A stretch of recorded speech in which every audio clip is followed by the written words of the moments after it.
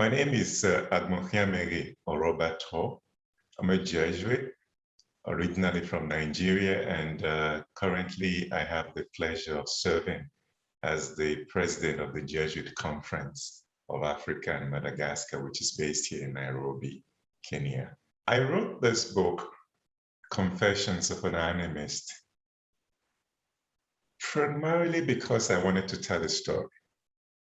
That is my story of conversion, my story of conversion from a religious tradition that I deeply, deeply value, that I was steeped in and I was brought up in, to another faith tradition that I also now completely adhere to.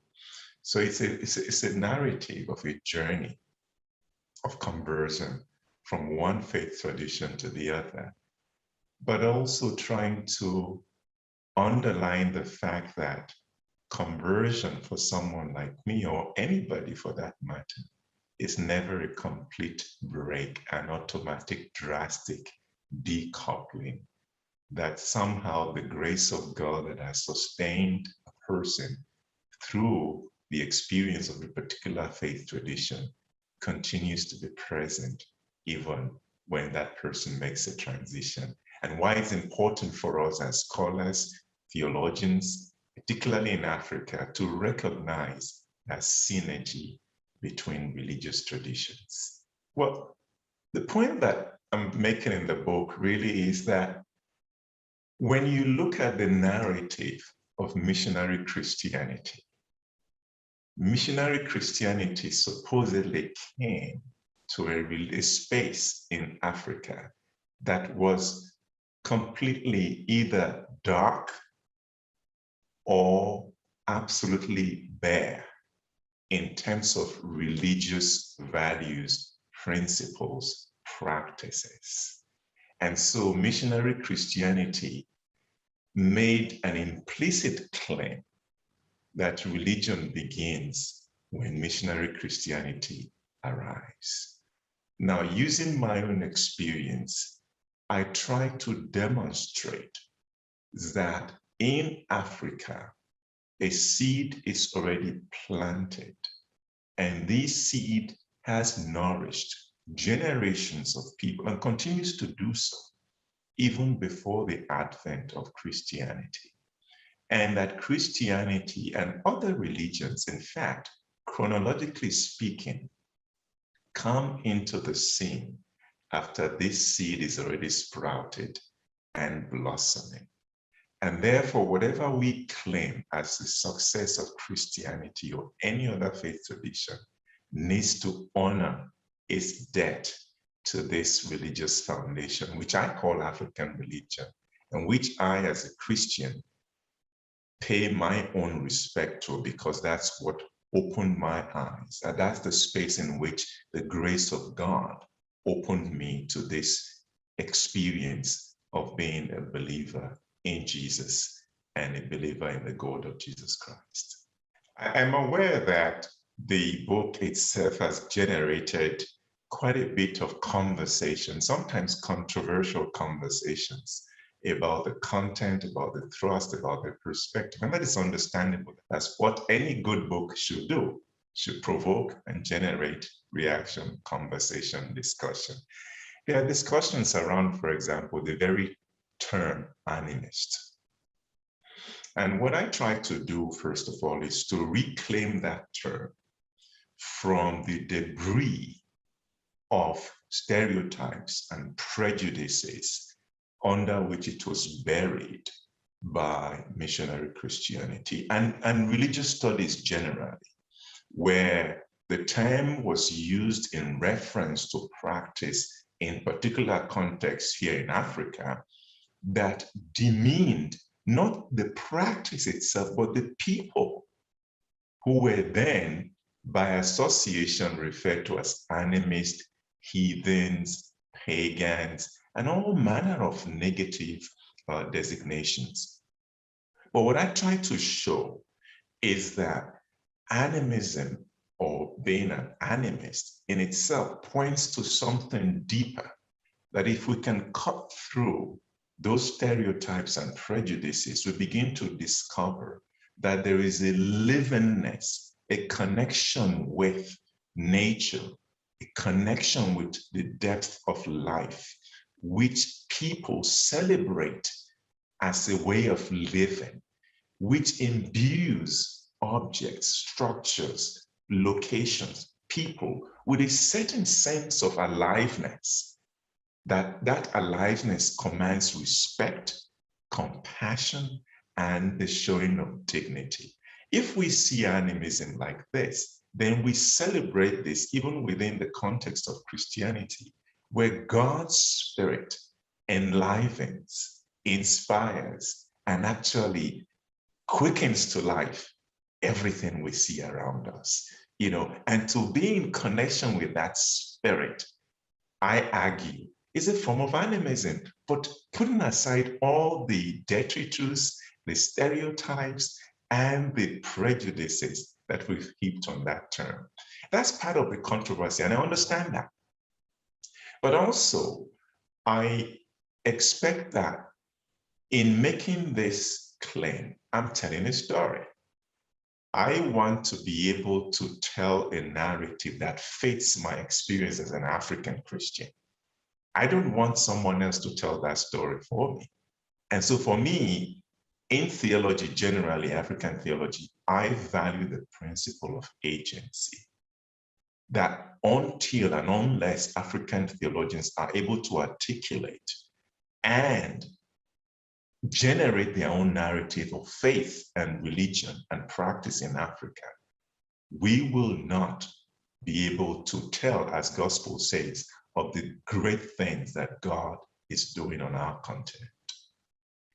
This book, I anticipate, is for actually a general audience, but particularly people who take their faith seriously and people who are keen on articulating those circumstances and situations that shape their practice of faith.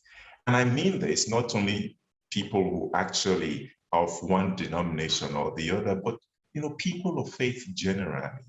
And I also wanted it to be in a style that people can engage with, like a story. So people who are keen on reading stories of faith or reflecting on their stories of faith. And that's why I also believe that a theological audience will benefit from this book, whether it's in the context of teaching theology or in the context of actually ministry, in faith communities, because I expect it to generate the kind of introspection, reflection, and analysis that can begin to, in a way, not only challenge people's faith, but also build their faith and help them to realize that what they carry is not something that is given from outside. It's something that the Spirit actually inspires from within. We are all people of faith. We can tell our story. And look at the Bible. It's a compilation of stories of faith. And it's not a dead letter, that we go and consult from time to time. It's actually a living letter, which we continue to write with our own stories of faith. And I hope that people who are convinced of this livingness of God's word and God's active presence in their lives will be interested in being stimulated and inspired by this book. Going forward, as I said, it's an unfolding story. My desire is actually to begin to look more at particular aspects of faith and religion in Africa and how they connect with issues that are not necessarily contained within the religious space, so like economics, politics, and society. And one thing that I'm very, very excited and interested in now is the whole idea of sacrifice.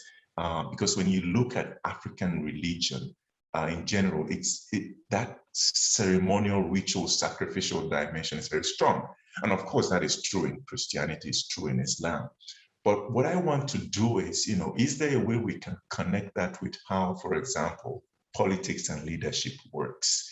And so one of the theses I'm trying to develop is that when you look at the way sacrifice works in religion, it sort of mirrors how politics works, either for good or for ill. because sacrifice can be destructive, it can be constructive. Just the same way leaders can sacrifice their people for their self-interest or sacrifice themselves in the interest of their people. So these are some of the ways that I'm looking at carrying this conversation forward beyond the personal and the narrative. Well, I just want to say I'm grateful to the publishers, Orbis, who've been very, very creative in making sure that voices from the global south are heard globally. But I want to also say specifically there is the initiative, this is the initiative of ATNP, and just not only making sure that these materials are read, but they are available locally. Because that's one of the challenges we find when we publish books that speak to a global audience. It's very important that they're also available locally. And so I'm very grateful to ATNP, the editorial manager, and the team for the work of actually republishing this material and making it available locally. Because as we speak to a global audience as theologians or researchers, it's important that we're also able to communicate with our local context and community.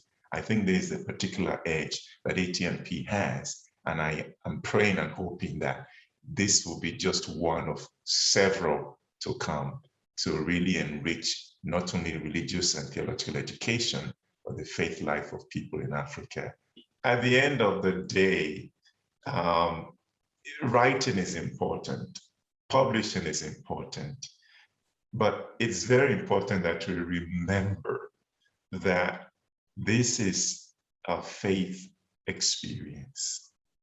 It's not the brilliance of the text, it's not the insightfulness of the material. It's actually, at the end of the day, are we better Christians?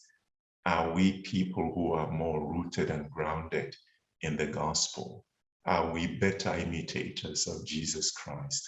Are we better, practitioners of Matthew 25? So for me, no matter the brilliance of the text, the insightfulness of the author, I can imagine arriving at the pearly gates and saying, well, I'm the author of Faith, Religion and Faith in Africa, or I'm the author of Theology Brewed in African Part. And someone would tell me, well, we never even heard of that, but tell us about what you did to your neighbor. Tell us about what you did to that guy on the side of the road. Tell us about what you did to that child, So I hope that at the end of the day, we are able to connect at a deeper level than just writing, publishing, but actually advancing the kingdom of God.